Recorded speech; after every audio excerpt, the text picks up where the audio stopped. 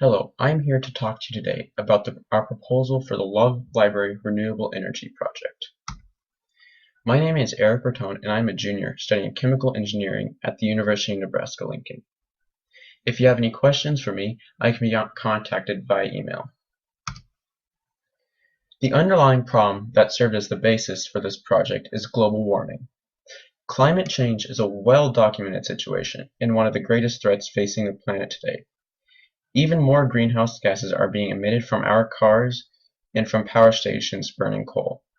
This is leading to the unsustainable energy consumption of non-renewable fuels and constantly increasing the dire situation the world is in. To change this, alternative energy sources are required that are both clean and renewable. As the heartland of the United States, the fight against global warming should be one of Nebraska's greatest desires. Yet here we are, still operating numerous coal power plants which generate 65% of the state's energy, when there's access to alternative energy sources. Nebraska has a neighbor to the east, Iowa, with great wind farms producing lots of green energy. But what does Nebraska have? This problem should be a primary concern to organizations that are part of the state of Nebraska, especially ones related to energy. The project would also benefit the University of Nebraska-Lincoln, which, as the premier college of the state, would make it a great marketing strategy and would broadcast the change to the rest of the state. This single project could serve as the new goal of the state for the state of Nebraska and provide the initiative to begin greater investment in alternative energy. The main points that I'll look at with the project are what it is, how it will be accomplished, and the goals that we hope to achieve with it. With the project, we hope to be able to introduce renewable energy to the campus on a large scale. The renewable energy source we will use is solar panels, since they can fit on the roofs of buildings, are not widely noticed, and use space that otherwise wasn't being used. The solar panels will reduce the carbon footprint of the library. The library is a central building to the university, as all libraries are, in institutions of education, and by having this project in such a key location of the campus, serve as a beacon for the university looking into the future.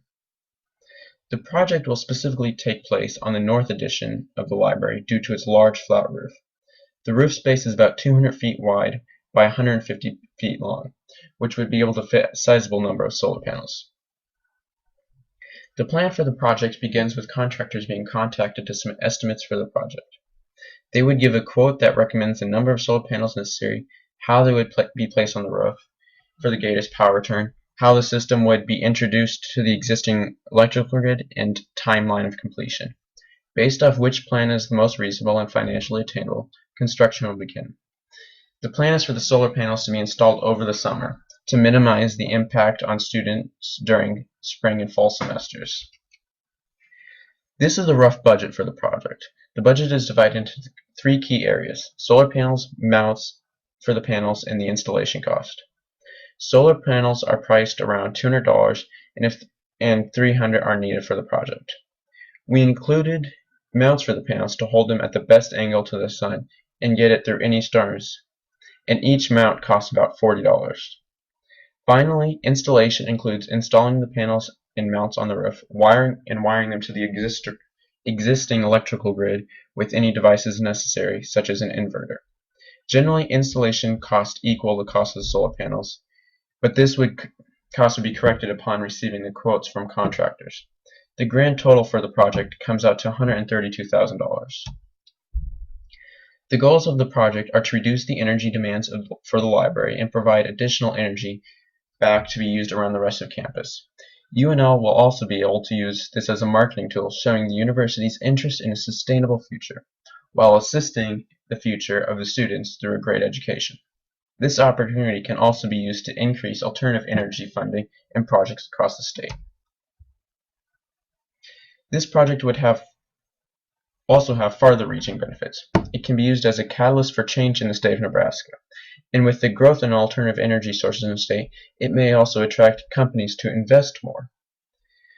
Finally, it would benefit the world by reducing the demand for non-renewable energy and cut back on the exhaust of greenhouse gases. I understand that this project does have a few areas that could be objected to. First off is the cost of the project. This is a large initial investment, but with the help of grants coming from the state and federal levels, as well as donor contributions, this can be covered. Another objection is the university contains a large campus, and only having solar panels on the roof of the library is a drop in the bucket for the energy demands of the campus as a whole. Right now, electricity is cheap coming from the coal power plants, so it would take longer for the project to become economically feasible. But this project is less about economic returns as it is about taking the first step forward to make an impact. Our goals for the project are to begin by getting grants on both federal and state level.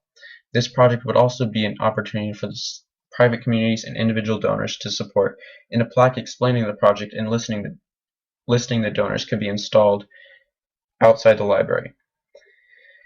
Any other funding would come from the student fees. With this proposal, we hope you would be willing to grant a minimum of $20,000 to be able to assist in the project and get your name out to show your support.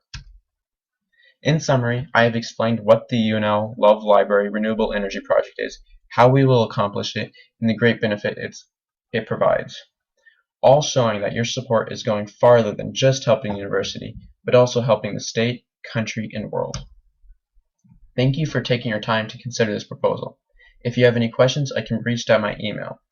The next steps following this proposal, once funding is received, is to contact the contractors and then, by the beginning of summer break, begin work on installation of the panels.